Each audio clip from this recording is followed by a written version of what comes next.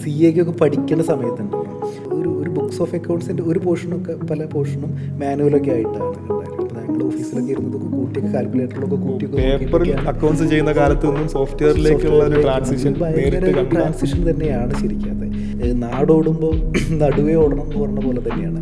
നമ്മൾ ടെക്നോളജി മാറിക്കൊണ്ടിരിക്കുമ്പോൾ നമ്മൾ ആ ടെക്നോളജി പഠിച്ചാൽ നമുക്ക് നിലനിൽക്കാൻ പറ്റും. AI will not replace you, but a person knows AI will replace എന്നുള്ളത്. ഒരു കിലോ ഗോൾഡ് വരെ ഓൾമോസ്റ്റ് നമുക്ക് വിത്തൗട്ട് ഡോക്യുമെൻ്റ് നമുക്ക് ഹോൾഡ് ചെയ്യാനായിട്ട് ഒരു കമ്മ്യൂണിക്കേഷൻ സ്കില്ല് ഉണ്ടല്ലോ.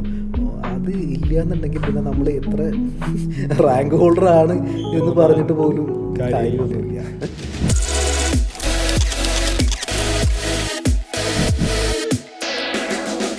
എൻട്രി കൊമേഴ്സ് കരിയർ ടോക്സിലേക്ക് ഏവർക്കും സ്വാഗതം. ഇന്ന് നമ്മോടൊപ്പം ചേരുന്നത് CA സുബിൻ സാറാണ്. സാർ ഒരു ചാർട്ടേഡ് അക്കൗണ്ടൻ്റ് ആണ്. കഴിഞ്ഞ 15 വർഷമായി പ്രാക്ടീസ് ചെയ്യുന്നു. അതിനെല്ലാം ഉപരി ഇപ്പോൾ നമ്മളെല്ലാം സാറിനെ അറിയുന്നത് ഒരു സോഷ്യൽ മീഡിയ ഇൻഫ്ലുവൻസറായിട്ടാണ്. ടാക്സേഷൻ, പേഴ്സണൽ ഫിനാൻസ് തുടങ്ങിയ മേഖലകളാണ് സാർ കൈകാര്യം ചെയ്യുന്നത്. കുറച്ച് നാൾ മുമ്പ് ഒരു വീഡിയോ കണ്ടിരുന്നു. സത്യത്തിൽ ഓണം മെമ്പർ അടിച്ചാൽ എത്ര കിട്ടും?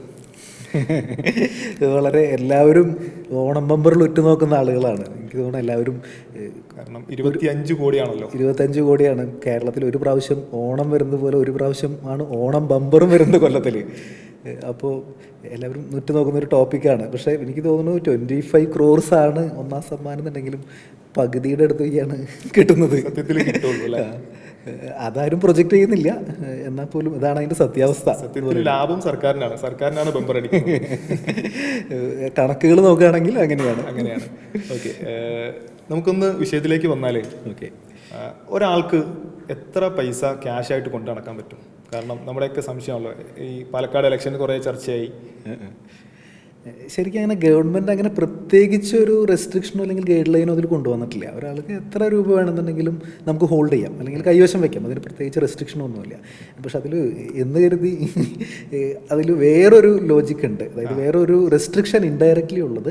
ഇപ്പോൾ ഒരാൾ കൈവശം വയ്ക്കുന്ന പൈസയ്ക്ക് കൃത്യമായിട്ടുള്ള സോഴ്സ് ഉണ്ടാവണം.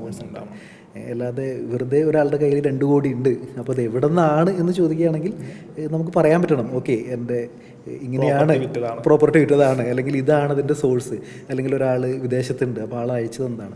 അങ്ങനെ പ്രൂവ് ചെയ്യാൻ പറ്റിയില്ലെങ്കിൽ അതിനെയാണല്ലോ നമ്മൾ ബ്ലാക്ക് മണി എന്ന് പറയുന്നത്. അപ്പോൾ ഗോൾഡായിട്ട് എത്ര വെക്കാൻ പറ്റും? ഗോൾഡിന് അങ്ങനെ പ്രത്യേകിച്ച് അതുപോലെ തന്നെ നമ്മുടെ ക്യാഷ് പോലെ തന്നെ ഗോൾഡിനും പ്രത്യേകിച്ച് റെസ്ട്രിക്ഷനൊന്നുമില്ല. പക്ഷേ എന്ന് കരുതി ഈ സോഴ്സിൻ്റെ ആ ഒരു അപ്ലിക്കബിലിറ്റി ഗോൾഡിൻ്റെ കേസിലും വരുന്നുണ്ട്.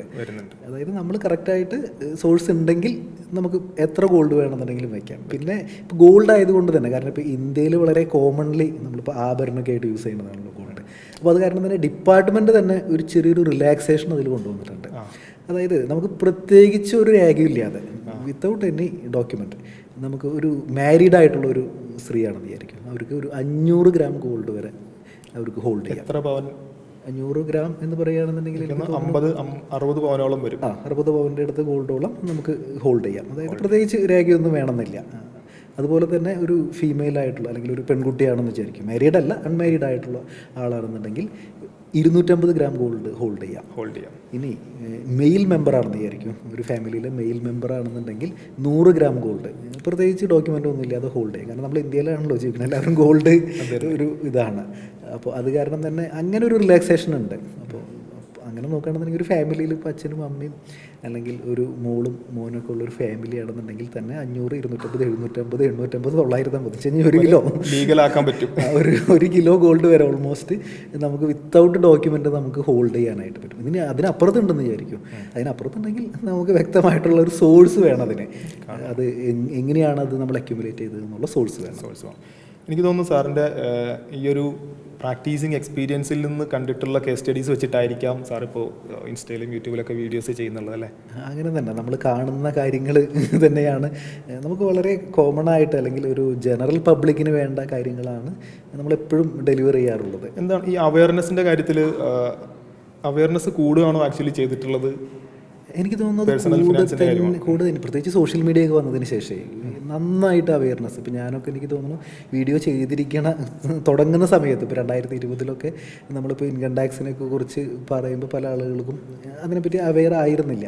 പക്ഷേ എനിക്ക് തോന്നുന്നു ഇപ്പം ഞാൻ മാത്രമല്ല, ഒരുപാട് ആളുകൾ സോഷ്യൽ മീഡിയയിലൂടെ ഇതിനെപ്പറ്റി ഒരു അവയർനെസ് കൊടുക്കുമ്പോൾ ഇപ്പോൾ നമുക്കിപ്പോൾ നമ്മൾ എത്ര രൂപ ഡെപ്പോസിറ്റ് ചെയ്താലാണ് ഇൻകം ടാക്സ് നോട്ടീസ് വരിക എന്നുള്ളത് ഇപ്പോൾ ഓൾമോസ്റ്റ് എല്ലാവർക്കും അറിയാം. ശ്രദ്ധിച്ചൊരു കാര്യമാണ്, അതായത് ലൂപ്പ് ഹോൾസിന് വേണ്ടിയിട്ടാണ് ആൾക്കാർ അവയർനെസ് വീഡിയോ കാണുന്നതെന്ന് തോന്നിയിട്ടുണ്ട്. മേ ബി പല ആളുകളും ചിലപ്പോൾ പണി കിട്ടുമ്പോഴായിരിക്കാം അക്കൗണ്ടന്റ് ആയിട്ട് വർക്ക് ചെയ്യുന്നവർ പോലും സാറിനെ പോലെയുള്ളവരുടെ വീഡിയോ ഡിപ്പെൻഡ് ചെയ്യാറുണ്ട് ചില സമയത്ത്. കാരണം ഈ ലീഗൽ ടേംസ് ആക്ട് നോക്കി മനസ്സിലാക്കുക എന്നുള്ളത് കുറച്ച് ബുദ്ധിമുട്ടാണ്. അത് ചെയ്യുമ്പോൾ നമ്മളിപ്പോൾ സെക്ഷൻ ഇൻകം ടാക്സ് ആക്ടിന്റെ 269 SST എന്നൊക്കെ പറഞ്ഞു കഴിഞ്ഞാൽ വലിയ അത്ര ദഹിക്കുന്ന കാര്യമൊന്നുമില്ല. പക്ഷേ നിങ്ങൾ 20,000 രൂപയെക്കാട്ടും കൂടുതൽ നിങ്ങൾ കടം വാങ്ങിക്കാൻ പറ്റില്ല എന്ന് പറഞ്ഞാൽ പെട്ടെന്ന് കമ്മ്യൂണിക്കേറ്റ് ചെയ്യും. അത് ഇതൊക്കെ അക്കൗണ്ടന്റുമാർ ആക്ച്വലി ഒരു കമ്പനിയിൽ ജോലി ചെയ്യുന്ന ഒരു അക്കൗണ്ടന്റ് ആണെന്നിരിക്കട്ടെ, അക്കൗണ്ടന്റുമാർ മസ്റ്റായിട്ട് അറിഞ്ഞിരിക്കേണ്ട കാര്യങ്ങളല്ലേ ഇതൊക്കെ അക്കൗണ്ടൻസ് സാധാരണ. അപ്പോൾ നമ്മളൊരു ജനറലി ഒരു അക്കൗണ്ടന്റ് എന്നുള്ളൊരു ലേബലിൽ ഉള്ള ആളുകളാണെന്നുണ്ടെങ്കിൽ ഇത്തരം ബേസിക് ആയിട്ടുള്ള കാര്യങ്ങളൊക്കെ അക്കൗണ്ടൻസ് അറിഞ്ഞിരിക്കേണ്ടതാണ്. പക്ഷെ എനിക്ക് തോന്നുന്നു പിന്നെ സാധാരണക്കാർ ചിലപ്പോൾ അറിയണമെന്ന് നിർബന്ധമൊന്നുമില്ല. പക്ഷെ ഒരു അക്കൗണ്ടന്റ് ആണെങ്കിൽ ഇതൊക്കെ എന്തൊക്കെയായിരിക്കും ഒരു അക്കൗണ്ടന്റ് എന്ന് പറയുമ്പോൾ ആൾക്ക് ഒരു എംപ്ലോയറിൻ്റെ പെർസ്പെക്റ്റീവിൽ എക്സ്പെക്ട് ചെയ്യുന്ന സ്കിൽസ്? കാരണം സാറൊരു ഫേം നടത്തുന്ന ആളല്ലേ, അപ്പം എംപ്ലോയിയുടെ പെർസ്പെക്റ്റീവിൽ എന്ന് പറഞ്ഞു കഴിഞ്ഞാൽ നമ്മൾ എപ്പോഴാണ് ഒരു സ്ഥാപനത്തിൽ ഒരു അക്കൗണ്ടൻറ്റിനെ വെക്കുന്നത് വെച്ച് കഴിഞ്ഞാൽ ഒന്ന് വളർന്ന് വലുതായി വരുമ്പോൾ അപ്പോൾ ആ ഒരു കാര്യം ഇൻഡിപെൻഡൻ്റ് ആയിട്ട് ഹാൻഡിൽ ചെയ്യാനായിട്ട് പറ്റണം എന്നുള്ളൊരു മാറ്ററിൽ. പിന്നെ അത് മാത്രമല്ല ഒരു ഓണർ, ഒരു എൻ്റർപ്രണർ എന്നുള്ളൊരു ലെവലിൽ ആൾക്ക് ഒരുപാട് കാര്യങ്ങൾ ആവശ്യം വരുമല്ലോ. കുറേ റിപ്പോർട്ടുകൾ, ഇന്നത്തെ സെയിൽ എത്രയാണ്, ആർക്കൊക്കെ പൈസ കൊടുക്കാനുള്ളത്, അല്ലെങ്കിൽ എത്രയാണ് പ്രോഫിറ്റ്, ഏത് പ്രൊഡക്റ്റ് വിറ്റാലാണ് പ്രോഫിറ്റ് കിട്ടുക. അപ്പോൾ ഇങ്ങനെയുള്ള കാര്യങ്ങളിൽ അപ്പോൾ ഓരോ ബിസിനസ്സായിട്ട് റിലേറ്റ് ചെയ്തിട്ട് ബിസിനസ് ഡിപ്പെൻഡ് ചെയ്തിട്ട് ഒരു അക്കൗണ്ടന്റിന്റെ റെസ്പോൺസിബിലിറ്റി മാറിക്കൊണ്ടിരിക്കും. ഇപ്പോൾ എല്ലായിടത്തും വെച്ച് കഴിഞ്ഞാൽ സിമ്പിളായിട്ട് ചേഞ്ച് ആയിക്കൊണ്ടിരിക്കും. എന്നാലും കോമൺലി പറയുകയാണെന്നുണ്ടെങ്കിൽ ടു സെർവ് ദ ആ ഒരു സ്റ്റേക്ക് ഹോൾഡർ, ഇപ്പുറത്തെ സൈഡിലെ ആളെ എംപ്ലോയ് ചെയ്തിട്ട് ഒരാളുണ്ടായിരിക്കും.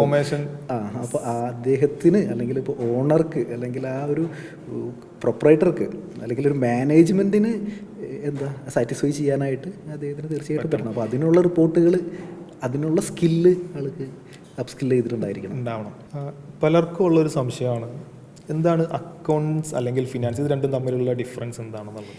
ഈ അക്കൗണ്ട്സ് എന്ന് പറയുകയാണെന്നുണ്ടെങ്കിൽ ഒരു ലിമിറ്റഡ് ആയിട്ടുള്ള ഒരു ഏരിയ എന്ന് വേണമെങ്കിൽ പറയാം. അപ്പോൾ നമുക്കിപ്പോൾ ഒരു കാര്യം റെക്കോർഡ് ചെയ്യുക, അല്ലാന്നുണ്ടെങ്കിൽ അത് ക്യാപ്ചർ ചെയ്യുക, അതിനുശേഷം അതിനെ ഒന്ന് അനലൈസ് ചെയ്യുക, ഇൻ്റർപ്രറ്റ് ചെയ്യുക, റെക്കോർഡ് ടു റിപ്പോർട്ട് എന്ന് വേണമെങ്കിൽ പറയാം. അതായത് ഒരു പർട്ടിക്കുലർ പോയിന്റിൽ തുടങ്ങിയിട്ട് ഒരു റിപ്പോർട്ടിങ്ങിൻ്റെ ഒരു ആംഗിളിൽ വരെ അവിടെ വെച്ചത് അവസാനിക്കുന്നു. അക്കൗണ്ട്സ് എന്നുള്ള ഒരു ആംഗിൾ അവിടെ വെച്ച് അവസാനിക്കുന്നു. ഫിനാൻസ് എന്ന് പറയുകയാണെങ്കിൽ ഒരു മഹാസമുദ്രം പോലെയാണ്. കാരണം ആ ഫിനാൻസിൻ്റെ ആംഗിളിലെ ചെറിയൊരു പാർട്ട് മാത്രമാണ് അക്കൗണ്ട്സ് എന്ന് പറയുന്ന ഒരു സംഭവം. ഫിനാൻസ് എന്ന് പറഞ്ഞു കഴിഞ്ഞാൽ ഇവൺ അതൊരു അനാലിസിസ് അല്ലെങ്കിൽ ബഡ്ജറ്റിങ് അങ്ങനെ. അതായത് ഇപ്പോൾ നമ്മളിപ്പോൾ ഒരു ഫിനാൻഷ്യൽ മാനേജ്മെൻറ്റ് എന്ന് പറയുകയാണെന്നുണ്ടെങ്കിൽ ഇപ്പോൾ ബാങ്കിൽ നിന്ന് ഇപ്പോൾ ഒരു ലോൺ എടുക്കണ, അത് ലോൺ എടുക്കണ്ടേ എന്നുള്ള കാര്യങ്ങളിലേക്കാണ് ഫിനാൻസ് എന്ന് പറയുമ്പോൾ അതിൻ്റെ ഒരു ലെവൽ മാറി എന്നർത്ഥം. ഒരു വൈഡർ ആംഗിളിൽ അല്ലെങ്കിൽ ഒരു സുപ്പീരിയർ ആംഗിളിൽ ഉള്ള ഒരു കാര്യങ്ങളൊക്കെയാണ്. ഫിനാൻസിലേക്ക് വരുമ്പോൾ സ്കിൽ സെറ്റ് എൻ്റയർലി ഡിഫറെൻ്റ് ആവുന്നുണ്ടോ? മാറുന്നു, തീർച്ചയായിട്ടും മാറുന്നു. ഏതൊക്കെയായിരിക്കും ആ സമയത്ത് ഒരു എംപ്ലോയർ ഒരു ഫിനാൻസ് റോളിലേക്ക് ഒരാളെ ജോലിക്ക് എടുക്കുമ്പോൾ എംപ്ലോയർ നോക്കുന്ന കീവേഡ്സ്? എനിക്ക് തോന്നുന്നു റെസ്യൂമേലെ കീവേഡ്സ് എന്ന് നമുക്ക് വേണമെങ്കിൽ കൃത്യമായിട്ട് പ്രയോഗിക്കാം. അങ്ങനെയാണെന്നുണ്ടെങ്കിൽ ഒരു അനലിറ്റിക് സ്കില്ലുണ്ടല്ലോ, അതൊരു വലിയൊരു ഏരിയ ആണ്. ഒരു ഫിനാൻസ് മാനേജറെ സംബന്ധിച്ചിടത്തോളം കാര്യങ്ങൾ നോക്കിയിട്ട്, പിന്നെ അത് മാത്രമല്ല ഇത് ഏത് ആംഗിളിൽ ഡിസിഷൻ എടുക്കണം എന്നുള്ളതുണ്ടല്ലോ, ആ ഒരു ഏരിയ വളരെ ഒരു കീ റോളാണ്. ഒരു അനലിറ്റിക്കൽ സ്കില്ല് ഒരു ഫിനാൻസ് മാനേജർക്ക് ഉണ്ടല്ലോ, എപ്പോഴും സംസാരിക്കുന്നതാണല്ലോ, അത് മനസ്സിലാക്കാൻ ഡാറ്റയോട് സംസാരിക്കാനായിട്ട് പറ്റിയത് അതായത് നമ്മളൊരു കാര്യം കണ്ടു കഴിഞ്ഞാൽ അത് ക്യാപ്ചർ ചെയ്ത് ഏതാണ് അത് ആപ്റ്റായിട്ടുള്ളത് എന്ന് മനസ്സിലാക്കാനായിട്ട് പറ്റണം കൃത്യമായിട്ട്. അപ്പം എനിക്ക് തോന്നുന്നു ഫിനാൻസ് മേഖലയിലേക്ക് വരുന്ന ഒരാളുടെ എൻട്രി ലെവൽ എന്ന് പറയുന്നത് ഒരുപക്ഷെ അക്കൗണ്ടിങ് രംഗത്ത് നിന്നായിരിക്കും എൻട്രി ലെവൽ ജോലിക്ക് പ്ലേസ് ആവാം. അവിടെ നിന്നാണ് ഫിനാൻസിലേക്ക് മൂവ് ചെയ്യാനായിട്ട്. ആ ഒരു കാലയളവ് എത്ര ഗ്യാപ്പ് വരും അക്കൗണ്ട്സ് നിന്ന് ഫിനാൻസിലേക്ക് മാറാൻ? അത് ഡിപ്പെൻഡ്സ് ഓൺ ആ ഒരു അക്കൗണ്ടൻറ്റിൻ്റെ ക്യാപ്പബിലിറ്റി പോലെ ഇരിക്കും എന്നർത്ഥം. ഇപ്പോൾ ചില ആളുകൾ ചിലപ്പോൾ നമ്മൾ കണ്ടിട്ടുണ്ടായിരിക്കാം അക്കൗണ്ടൻ്റായിട്ട് ജോയിൻ ചെയ്ത് റിട്ടയർ ചെയ്യുന്നത് അക്കൗണ്ടൻ്റായിട്ട് തന്നെയാണ്. പക്ഷേ എത്രയോ ആളുകൾ നമ്മൾ കണ്ടിട്ടുണ്ടായിരിക്കാം, നമ്മൾ പല കമ്പനികളിലും കണ്ടിട്ടില്ലേ, ക്ലർക്കായിട്ട് ജോയിൻ ചെയ്ത്, പല ബാങ്കുകളിലും ഉണ്ട്. ക്ലർക്കായിട്ട് ജോയിൻ ചെയ്ത ബാങ്കിൻ്റെ എന്താ CEO ആയിട്ട് അല്ലെങ്കിൽ മാനേജിങ് ഡയറക്ടറായിട്ട് റിട്ടയർ ചെയ്തിട്ടുള്ള ആളുകൾ വരെയുണ്ട്. അപ്പോൾ അത് ആ ഒരു എന്ന് വിചാരിച്ചിട്ട് ആളുടെ ഒപ്പം തന്നെ ക്ലർക്കായിട്ട് ജോയിൻ ചെയ്ത ആൾ ചിലപ്പോൾ അവിടെ ക്ലർക്കായിട്ട് തന്നെ റിട്ടയർ ചെയ്തിട്ടുണ്ടായിരിക്കാം. പ്യൂർലി സ്കിൽ ബേസ്ഡ് ആണ്. സ്കിൽ ബേസ്ഡ് തന്നെയാണ്. അത് എങ്ങനെ കാര്യങ്ങൾ എങ്ങനെ മനസ്സിലാക്കാൻ പറ്റുന്നു, അനലൈസ് ചെയ്യാൻ പറ്റുന്നു, എങ്ങനെ അഡോപ്റ്റ് ചെയ്യാൻ പറ്റുന്നു എന്നുള്ളതനുസരിച്ചിരിക്കും. ഇപ്പോൾ കൊമേഴ്സിലേക്ക് നല്ല ഇൻടേക്ക് നടക്കുന്നുണ്ട്. ഒരു പക്ഷേ കൊമേഴ്സ് ഫീൽഡിലുള്ള ഒരു വിദ്യാഭ്യാസ രംഗത്ത് കൂടുതൽ കുട്ടികൾ അട്രാക്റ്റഡ് ആയി വരുന്നുണ്ട്. അത് കരിയർ ഓപ്പർച്യൂണിറ്റീസ് കൊണ്ട് വരുന്നതാണോ, മറ്റെന്തെങ്കിലും അതിൽ ഇൻഫ്ലുവൻസ് ചെയ്യുന്നുണ്ടോ? കരിയർ ഓപ്പർച്യൂണിറ്റീസിലുപരി മീൻസ് നമ്മൾ വേറൊരു ആംഗിളിൽ ചിന്തിക്കുകയാണെന്നുണ്ടെങ്കിൽ എന്തുകൊണ്ട് നമുക്കൊരു ഡിമാൻഡ് ഉള്ളത് കൊണ്ടാണ് കുട്ടികൾ വരുന്നത്. അപ്പോൾ ഓപ്പർച്യൂണിറ്റീസ് അവിടെ ഉണ്ട്. അപ്പം ബാക്ക്ഗ്രൗണ്ടിൽ എന്തുകൊണ്ട് ഡിമാൻഡ് ഉണ്ടാവുന്നു എന്ന് ചിന്തിക്കുകയാണെന്നുണ്ടെങ്കിൽ അവിടെ ആ ഒരു ഓപ്പർച്യൂണിറ്റീസ് അവിടെ ഉണ്ട് എന്നർത്ഥം. അതായത് ഇപ്പോൾ വേറെ ഒരു ഏരിയയിൽ ഇല്ലാത്ത ഒരു ഓപ്പർച്യൂണിറ്റി കൊമേഴ്സിലുള്ളത് കൊണ്ടായിരിക്കാം കുട്ടികൾ അതായത് ഒരു ഔട്ട്പുട്ട് റിസൾട്ട് തന്നെയാണ് ഇപ്പുറത്തെ സൈഡിൽ എന്തായിട്ട് വരുന്നത്, അതിൻ്റെ ഒരു എൻട്രി ലെവലായിട്ട് വരുന്നത്. അപ്പോൾ ഓപ്പർച്യൂണിറ്റീസ് ഉണ്ട്. മീൻസ് അത് തന്നെയാണ് അതിൻ്റെ ഒരു കൊമേഴ്സ് പഠിക്കുന്നവർക്കും അതിലൊരു കരിയർ ബിൽഡ് ചെയ്യാൻ ആഗ്രഹിക്കുന്നവർക്കും ഒരു ശുഭപ്രതീക്ഷയാണുള്ളത്. ഇനിയും ഓപ്പർച്യൂണിറ്റീസ് കൂടാനാണ് സാധ്യത. അത് പ്രത്യേകിച്ച് ഇപ്പോൾ നമ്മളതിൽ വേറൊരു ആംഗിളിൽ കാണുകയാണെന്നുണ്ടെങ്കിൽ നമ്മൾ ഏത് ബിസിനസ് ചെയ്യുകയാണെന്നുണ്ടെങ്കിലും, ഇപ്പോൾ ഏത് ബിസിനസ് ആണെന്നുണ്ടെങ്കിലും ഈ ഫിനാൻസ് അല്ലെങ്കിൽ അക്കൗണ്ട്സ് ഇല്ലാതെ ഒരു ബിസിനസ് ഉണ്ടോ? അപ്പോൾ പിന്നെ ഏതൊരാൾ ഏത് ബിസിനസ് തുടങ്ങിയാലും അവിടെ ഒരു അക്കൗണ്ടന്റിന് വേണം. ഏത് ടൈപ്പ് ഓഫ് ബിസിനസ് ആണെങ്കിലും അവിടെ ഫിനാൻസ് അല്ലെങ്കിൽ അക്കൗണ്ടന്റ് വേണം എന്നുള്ളതാണ്. അപ്പോൾ ചിലപ്പോൾ ഈവൻ ഒരു ബിസിനസ് തന്നെ ആവണം നിർബന്ധമൊന്നുമില്ല. ഇപ്പോൾ നമ്മളിപ്പോൾ ഒരു ചാരിറ്റബിൾ കോഴ്സ് ആണെന്ന് വിചാരിക്കും, അല്ലാന്നുണ്ടെങ്കിൽ ഇപ്പോൾ ഒരു ട്രസ്റ്റ് ആണ് അല്ലെങ്കിൽ ഒരു ഹോസ്പിറ്റലാണ്. അപ്പോൾ അവിടെ ഡോക്ടർമാർ വേണം, പക്ഷെ അവിടെയും വേണ്ടേ അക്കൗണ്ടൻസ് അവിടെ വേണമല്ലോ. ഒരു ടെക്സ്റ്റൈലാണെന്ന് വിചാരിക്കും, അപ്പോൾ അവിടെ സെയിൽസിൽ അറിയാവുന്ന ആളുകൾ വേണം, അവിടെയും പക്ഷേ ഒരു അക്കൗണ്ടൻറ്റ് വേണം. അപ്പോൾ ഈ അക്കൗണ്ടൻ്റ് എന്ന് പറയുന്നത് അല്ലെങ്കിൽ ഒരു ഫിനാൻസ് മാനേജർ എന്ന് പറയുന്നത് എല്ലായിടത്തും ഉള്ളൊരു കക്ഷിയാണ്. പക്ഷേ ഒരു ഡോക്ടർക്ക്, ഞാൻ ആ പ്രൊഫഷനെ ഇത് പറയല്ല, അങ്ങനെ വേറൊരു പ്രൊഫഷനിലുള്ള ആളുകൾ എല്ലായിടത്തും അതായത് ഒരു പെർവാസീവായിട്ടേ ഉണ്ടായിക്കൊള്ളണം നിർബന്ധമില്ല. അപ്പോൾ അക്കൗണ്ടൻ്റ് ഒരു യൂണിവേഴ്സൽ പ്രൊഫഷൻ എന്ന് വേണമെങ്കിൽ പറയാം. +1 കൊമേഴ്സിൽ ക്ലാസ്സിൽ ഇരിക്കുമ്പോൾ ഫസ്റ്റ് സെഷനിൽ ഒരു അധ്യാപകൻ പറഞ്ഞ് ഞാനിപ്പോഴും ഓർക്കുന്നു, എല്ലാവരും ജോലി ചെയ്യുന്നത് പണത്തിന് വേണ്ടിയിട്ടാണ്. We are the people dealing with money. നമ്മളാണത് കൈകാര്യം ചെയ്യുന്നതാണ്. ഒരു എംപ്ലോയർ പെർസ്പെക്റ്റീവിൽ നോക്കിയാൽ ഒരു MNC ആണെന്ന് വിചാരിക്കുക. MNCയിലേക്ക് ജോലി ആഗ്രഹിക്കുന്നവർക്ക് അവരുടെ റെസ്യൂമിൽ എന്തൊക്കെ കീവേഡ്സ് ആണ് എംപ്ലോയർ എക്സ്പെക്ട് ചെയ്യുന്നത്? നമ്മുടെ റെസ്യൂമേയുടെ കീവേഡ് നമ്മൾ നേരത്തെ പറഞ്ഞ പോലെയാണെന്നുണ്ടെങ്കിൽ ഇതിൽ 2 കാര്യങ്ങളുള്ളത്. കീവേഡ് എന്നുള്ളൊരു ആംഗിളിൽ നോക്കുകയാണെന്നുണ്ടെങ്കിൽ ഇപ്പോൾ ഒരു അനലിറ്റിക്കൽ സ്കില്ല് നമ്മൾ നേരത്തെ പറഞ്ഞ പോലെ, അല്ലാന്നുണ്ടെങ്കിൽ ഇതിലൊരു കമ്മ്യൂണിക്കേഷൻ ഒരു ഇമ്പോർട്ടൻ്റ് ആയിട്ടുള്ളൊരു കാര്യമാണ്. ഒരു സോഫ്റ്റ് സ്കില്ലുകളൊക്കെ ഇമ്പോർട്ടൻ്റ് ആയിട്ടുള്ള കാര്യമാണ്. പക്ഷേ പലപ്പോഴും കണ്ടിട്ടുള്ളത് നമുക്ക് ഒരു ഹാർഡ് കോപ്പി അല്ലെങ്കിൽ ഒരു CV വെച്ചുകൊണ്ട് നമുക്കൊരാളെയും നമുക്ക് എന്ത് ചെയ്യാൻ പറ്റില്ല. ഫസ്റ്റ് ലെവൽ ഫിൽട്രേഷൻ CV വെച്ച് മാത്രമാണ് നടക്കാം. അപ്പോൾ എന്നാലും ഒരു ബേസ് ലെവലായിട്ട് എനിക്ക് തോന്നുന്നു ഒരു കീവേഡ് ഇപ്പോൾ എൻ്റെ ഓഫീസിൽ ഇപ്പോൾ ഒരു 10 CV വരികയാണ് എന്ന് കരുതൂ. അങ്ങനെയാണെന്നുണ്ടെങ്കിൽ നമ്മൾ ഇപ്പുറത്തെ സൈഡിലുള്ള കീവേഡുകളിലുപരി ആൾ എന്ത് ചെയ്തു എന്നുള്ളതുണ്ടല്ലോ, എക്സ്പീരിയൻസ്, അത് നോക്കിയിട്ട് ഒരു സെക്കൻഡറിയാണ് നമ്മളൊരു കീവേഡുകൾക്ക് കൊടുക്കുള്ളൂ. കാരണം ഈ കീവേഡിൽ പറഞ്ഞിരിക്കുന്ന കാര്യം യഥാർത്ഥത്തിൽ ഉണ്ടോ എന്നുള്ളത് നമുക്കറിയില്ലല്ലോ. പക്ഷേ ഇപ്പുറത്തെ സൈഡിൽ ആൾ എന്താണ് ഇൻ ഫിഗേഴ്സിൽ ആൾക്ക് എന്താണ് ചെയ്തിരിക്കുന്നത്, അപ്പുറത്ത് റിസൾട്ട് ഉള്ളത്. ഒന്ന് ഒരു ക്വാണ്ടിറ്റേറ്റീവ് ഡാറ്റയാണ് ഇപ്പുറത്തുള്ളത്. കീവേഡ്സ് എന്ന് പറയുന്നത് ഒരു ക്വാളിറ്റേറ്റീവ് ഡാറ്റയാണ്. അത് ആക്ച്വലി ശരിയാണോ എന്ന് അറിയണമെങ്കിൽ നമ്മളൊന്ന് ഇൻ പേഴ്സൺ അല്ലെങ്കിൽ ഒരു പ്രാക്ടീസിൽ നമുക്കറിയുള്ളൂ, അറിയാൻ പറ്റും. ഒരാൾ വളരെ അതായത് ബ്രില്യൻറ്റ് കമ്മ്യൂണിക്കേഷൻ സ്കില്ലെന്ന് ചിലപ്പോൾ CV-യിൽ എഴുതിയിട്ടുണ്ടാവും. നമ്മൾ സംസാരിച്ച് നോക്കുമ്പോൾ ചിലപ്പോൾ അതിൻ്റെ 7 അയലത്ത് പോലും വരുന്നില്ല എന്നുണ്ടെങ്കിൽ അത് ബുദ്ധിമുട്ടാണ്. അപ്പോൾ പലപ്പോഴും നമ്മൾ ഇങ്ങനത്തെ ഒരു അപ്രോച്ചിലേക്കായിരിക്കും അപ്പോൾ ഞാൻ പോകുന്നത്. സാറ് എല്ലാ ദിവസവും മോസ്റ്റ്ലി ഇൻ്റർവ്യൂസ് എടുക്കലുണ്ടാവും ക്ലയൻസിന് വേണ്ടിയാണെങ്കിലും. അപ്പോൾ കൂടുതലും കൊമേഴ്സ് ആസ്പിരൻസിൻ്റെ ഇന്ന് ജോബ് ആസ്പിരൻസിൻ്റെ ഇന്ന് വരുന്നിട്ടുള്ള മിസ്റ്റേക്കുകൾ, അല്ലെങ്കിൽ അവരിൽ ഇന്ന ക്വാളിറ്റി ഉണ്ടായിരുന്നെങ്കിൽ ഞാൻ അവരെ ഒന്നും നോക്കാണ്ട് സെലക്ട് ചെയ്തേനെ എന്ന് തോന്നിയിട്ടുള്ളൊരു ക്വാളിറ്റി എന്തായിരിക്കും? അതിലൊരു മാറ്റർ വെച്ച് കഴിഞ്ഞാൽ ഒരു കമ്മ്യൂണിക്കേഷൻ സ്കില്ലുണ്ടല്ലോ. നമ്മളിപ്പോൾ ഞാൻ പലപ്പോഴും ശ്രദ്ധിച്ചിട്ടുള്ളൊരു കാര്യമാണ്, ചിലപ്പോൾ അക്കാഡമിക്കലി വളരെ ബ്രില്യൻ്റ് ഒക്കെ ആയിരിക്കാം കക്ഷി, പക്ഷേ നമ്മളൊന്ന് ഇൻട്രൊഡ്യൂസ് ചെയ്യൂ എന്ന് പറയുമ്പോൾ പല ആളുകളും ഇത് എങ്ങനെയാണ് തുടങ്ങേണ്ടത്, ഇത് എവിടെ നിന്ന് തുടങ്ങി എവിടെയാണ് നിർത്തേണ്ടത് എന്ന് അറിയില്ല. അല്ലെങ്കിൽ ഇപ്പോൾ ഒരു കാര്യം ഇതിലൊരു വേറൊരു ആംഗിളിൽ പറയുകയാണെന്നുണ്ടെങ്കിൽ ഒരു സ്റ്റോറി ടെല്ലിങ് സ്കില്ലുണ്ടല്ലോ, നമുക്ക് ഒരു കാര്യം പറഞ്ഞ് ഫലിപ്പിക്കാനുള്ള ഒരു കഴിവ്. അത് അക്കൗണ്ടിങ്ങിൽ മാത്രമല്ല, അത് എല്ലാ ഏരിയയിലും ഇമ്പോർട്ടൻ്റ് ആയിട്ടുള്ള ഒരു കാര്യമാണ്. അപ്പോൾ അങ്ങനെ ഒരു സ്കില്ല്, ഇപ്പം ഞാൻ പറയുകയാണെന്നുണ്ടെങ്കിൽ ഒരു കമ്മ്യൂണിക്കേഷൻ സ്കില്ല് ഉണ്ടല്ലോ, അത് ഇല്ല എന്നുണ്ടെങ്കിൽ പിന്നെ നമ്മൾ എത്ര റാങ്ക് ഹോൾഡർ ആണ് എന്ന് പറഞ്ഞിട്ട് പോലും കാര്യമൊന്നുമില്ല.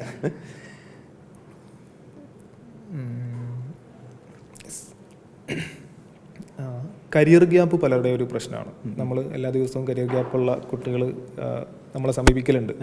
അതെങ്ങനെയാണ് ഈ കാലഘട്ടത്തിൽ അഡ്രസ്സ് ചെയ്യുന്നത്? കാരണം പണ്ടൊരു കാലഘട്ടത്ത് കരിയർ ഗ്യാപ്പ് ഭയങ്കര പ്രശ്നമായിരുന്നു. കരിയർ ഗ്യാപ്പിൽ ഒരു മാറ്റർ മേ ബി അതിനൊരു ആംഗിളിൽ നമുക്ക് ഹാൻഡിൽ ചെയ്യാന്ന് വെച്ച് കഴിഞ്ഞാൽ എന്ത് റീസൺ കൊണ്ടാണ് വന്നത്, ഒരു ജെനുവിൻ റീസൺ ആണെന്നുണ്ടെങ്കിൽ ഇപ്പോൾ സേഫ് ഒരാൾക്ക് ഒരു ആക്സിഡൻറ്റ് പറ്റിയിട്ട് ആണ് കരിയർ ഗ്യാപ്പ് വന്നിട്ടുണ്ടെങ്കിൽ ഓക്കെ. ഒരാൾ ഐഡിയലായിട്ട് ഞാനിപ്പോൾ CV നോക്കുമ്പോൾ ഞാൻ പലപ്പോഴും സേ 2021 ഒരു കോഴ്സ് കഴിഞ്ഞു, അത് കഴിഞ്ഞ് ചിലപ്പോൾ ഇപ്പോഴായിരിക്കും ചിലപ്പോൾ നമ്മളുടെ അടുത്തേക്ക് വരുന്നത്. അപ്പോൾ ചോദിക്കും ഈ 3 വർഷം എന്താണ് ചെയ്തിരുന്നത് എന്ന് ചോദിക്കും. അപ്പോൾ വീട്ടിൽ ഞാൻ വെറുതെ ഇരിക്കായിരുന്നു എന്ന് ജസ്റ്റിഫൈ ചെയ്യാൻ പറ്റിയ കരിയർ ഗ്യാപ്പ് ആണെങ്കിൽ അത് ഓക്കെ. അതല്ലെങ്കിൽ നമ്മൾ അതായത് അപ്പം അങ്ങനെ ഒരാൾ വീട്ടിൽ ഞാൻ വെറുതെ ഇരിക്കുകയായിരുന്നു എന്ന് പറയുകയാണെന്നുണ്ടെങ്കിൽ എനിക്ക് തോന്നുന്നില്ല ഒരു എംപ്ലോയർ ആളെ സെലക്ട് ചെയ്യുന്നുള്ളത്. കാരണം ആളൊരു ഐഡിയൽ ആയിട്ടുള്ളൊരു കക്ഷിയാണ്. അപ്പോൾ അതൊരു ഇമ്പോർട്ടൻ്റ് ആയിട്ടുള്ള കാര്യമാണ്. അപ്പോൾ കരിയർ ഗ്യാപ്പ് ഉണ്ടായിക്കോട്ടെ, പക്ഷേ ഒരു ജസ്റ്റിഫിക്കേഷൻ അപ്പുറത്ത് ഉണ്ടായിരിക്കണം. സാർ 15 വർഷം മുമ്പ് പ്രാക്ടീസ് തുടങ്ങിയ ഒരാളാണല്ലോ. അന്ന് കൊമേഴ്സിൽ അല്ലെങ്കിൽ അക്കൗണ്ട്സ് ഫിനാൻസ് മേഖലയിലുള്ളതിൽ നിന്നും ഭയങ്കരമായൊരു ചേഞ്ച്, ഒരു സിഗ്നിഫിക്കൻറ്റ് ചേഞ്ച് ഫീൽ ചെയ്യുന്നത് എന്താണ്? അത് നമ്മുടെ ആസ്പിരൻസിൻ്റെ ഭാഗത്തുനിന്നായാലും ടെക്നോളജി സൈഡായാലും എങ്ങനെയായിരിക്കും? അല്ല, അത് ഡെഫിനറ്റ്ലി അത് ടെക്നോളജി തന്നെയാണ്. കാരണം ഇപ്പോൾ ഞാൻ 15 കൊല്ലം മുമ്പ് അല്ലെങ്കിൽ ഇപ്പോൾ ഞാനൊക്കെ CA ഒക്കെ പഠിക്കേണ്ട സമയത്തുണ്ടല്ലോ, നമ്മൾ പലപ്പോഴും ഒരു ബുക്സ് ഓഫ് അക്കൗണ്ട്സിൻ്റെ ഒരു പോർഷനൊക്കെ പല പോർഷനും മാനുവലൊക്കെ ആയിട്ടാണ് ഉണ്ടായിരിക്കും. അപ്പോൾ ഞങ്ങൾ ഓഫീസിലൊക്കെ ഇരുന്നതൊക്കെ കൂട്ടിയൊക്കെ കാൽക്കുലേറ്ററിലൊക്കെ അക്കൗണ്ട്സ് ചെയ്യുന്ന കാലത്ത് നിന്നും സോഫ്റ്റ്വെയറിലേക്കുള്ള ട്രാൻസിഷൻ തന്നെയാണ് ശരിക്കും. അതായത് നമ്മളുടെ ടെക്നോളജി ഇപ്പോൾ ഞങ്ങളുടെ ഇപ്പോൾ ഓഡിറ്റിൻ്റെ ആംഗിളിലാണെങ്കിൽ പോലും നമ്മൾ ഇപ്പോൾ എനിക്ക് തോന്നുന്നു ഇപ്പോൾ ബാങ്ക് ഓഡിറ്റിൻ്റെ ആംഗിളിലാണെങ്കിൽ അല്ലെങ്കിൽ ഏത് ഓഡിറ്റിൻ്റെ ആംഗിളിലാണെങ്കിൽ പോലും എനിക്ക് തോന്നുന്നു നമ്മളിപ്പോഴൊക്കെ ഓഡിറ്റ് ചെയ്യാൻ പോകുമ്പോൾ പ്രത്യേകിച്ച് ഒരു പേപ്പറുകളൊന്നും ഇല്ല, ഇതൊക്കെ കമ്പ്യൂട്ടറിൻ്റെ ഉള്ളിലാണ്.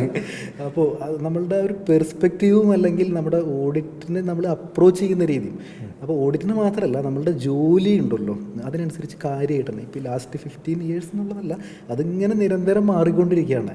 അപ്പോൾ നമ്മൾ അതിനനുസരിച്ച് നമ്മൾ ചേസ് ചെയ്ത് ടെക്നോളജീനെ പിടിക്കാനായിട്ട് പറ്റിയില്ലെങ്കിൽ അങ്ങനെ പിന്നാലെ ഓടാനായിട്ട് കഴിഞ്ഞില്ലെങ്കിൽ നമ്മൾ ഔട്ട്ഡേറ്റഡ് ആയി പോകും. അതാണ് അതിൽ സത്യം എന്ന് പറയുന്നത്. ടെക്നോളജി മാറുമ്പം ജോബ് റോൾസ് കുറേ മാറുന്നുണ്ട്. ഇപ്പം മാർക്കറ്റിംഗ് സൈഡിലാണെങ്കിൽ നേരത്തെ ഉണ്ടായിരുന്ന ജോബ് റോൾസ് അല്ല ഇപ്പോൾ ഉള്ളത്. അപ്പം ആ ഒരു മാറ്റം കൊമേഴ്സിൽ എങ്ങനെയായിരിക്കും വരിക? പുതിയ ജോബ് റോൾസ് ക്രിയേറ്റ് ചെയ്യുമോ? ജോലി പോകാൻ ചാൻസ് ഉണ്ടോ? അതായത് ഇപ്പം ഞാനിപ്പോൾ വേറൊരു തരത്തിൽ വേറൊരു ആംഗിളിൽ നമ്മൾ നോക്കി കാണുകയാണെന്നുണ്ടെങ്കിൽ ഇപ്പോൾ നമ്മൾ നേരത്തെ പറഞ്ഞൊരു റെക്കോർഡിംഗ് ഓഫ് ട്രാൻസാക്ഷൻ അല്ലെങ്കിൽ ബുക്ക് കീപ്പിംഗ് എന്ന് പറഞ്ഞൊരു റോള് അത് പതുക്കെ ഇല്ലാതായിക്കൊണ്ടിരിക്കുകയാണ്. ഇപ്പോൾ പല സ്ഥലങ്ങളിലും ഇപ്പോൾ ആ ഒരു ജോബ് ഇല്ല, കാരണം അത് ഓട്ടോമേറ്റഡ് ആയിട്ട് വരികയാണ് അത് പതുക്കെ.